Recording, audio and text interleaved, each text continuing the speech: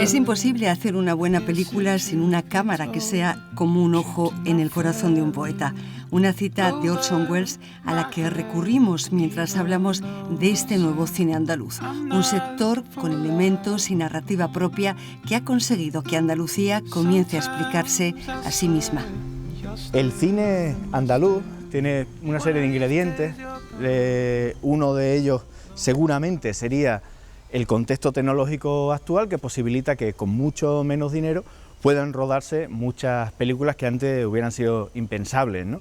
Pero otro de los ingredientes, que es especialmente el que nos interesa a nosotros, es el de las historias que estaban en el limbo, que no habían sido contadas, que no habían sido narradas, hasta que el cine andaluz hecho en Andalucía se fijó en ellas.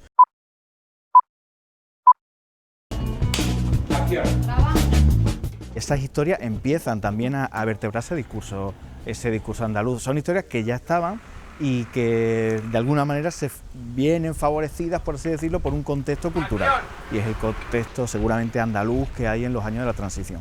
Lo que sí que nadie había hecho hasta ahora, creo yo, era bucear en esas subtramas de sustrato popular que son las que vertebran los guiones de las películas del cine andaluz.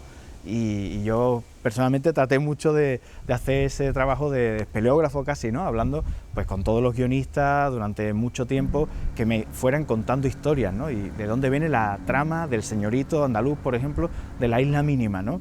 Y Rafa Cobo, que era guionista, pues decía, pues mira, yo de chico viví esto se contaba en las calles de Sevilla, que tenía razón, es también un poco la Sevilla que yo viví. Es decir, esas historietas muy vinculadas al mundo popular, a la tradición, digamos, nada academicista, por supuesto, sin embargo sí se ve luego en la pantalla. Tanto Alberto Rodríguez, que siempre trabaja además, como se sabe, con Rafael Cobo de guionista, y por supuesto Manolo Martín Cuenca y por supuesto Juan Miguel del Castillo, son tres autores muy diferentes, con tres tipos de cine y tres tipos de propuestas muy diferentes, pero que sin embargo tienen entre sí de común, y eso se trata en el libro, creo, de manera bastante justificada, las historias que en esos tres casos distintos son historias que ya estaban, digamos, en la posología del pueblo andaluz. Comienza el baile.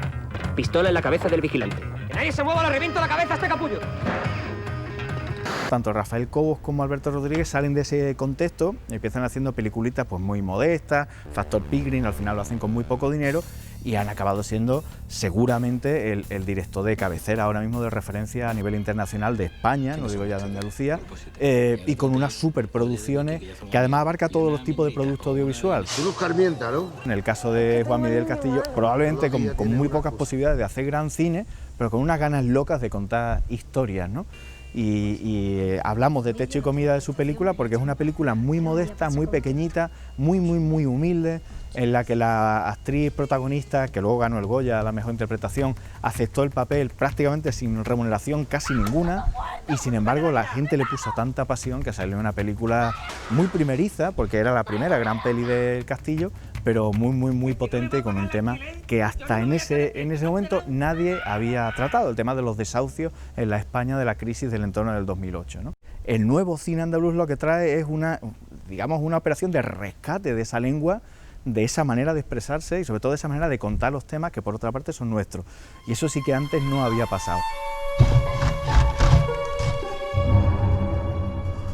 Rosa, te he acabado.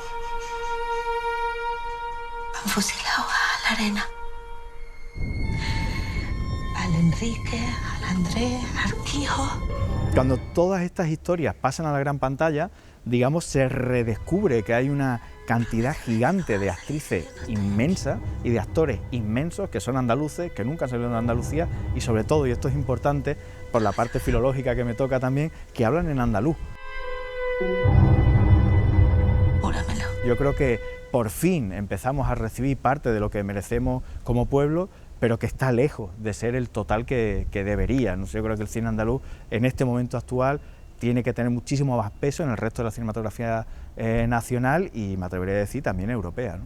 Yo creo que lejos de como algunos, con según qué tipo de intereses, ha ido diciendo por ahí en las crónicas, el cine andaluz ha tocado techo, yo creo que es todo lo contrario y los años lo demostrarán. Esto está siendo el inicio de algo que estamos viviendo estrebostezos por el COVID, pero que a nuestros hijos le contaremos como algo apasionante. Andalucía es una región con muchas cuentas pendientes con la historia, algunas de las cuales empiezan por fin desde lo cultural a saldarse.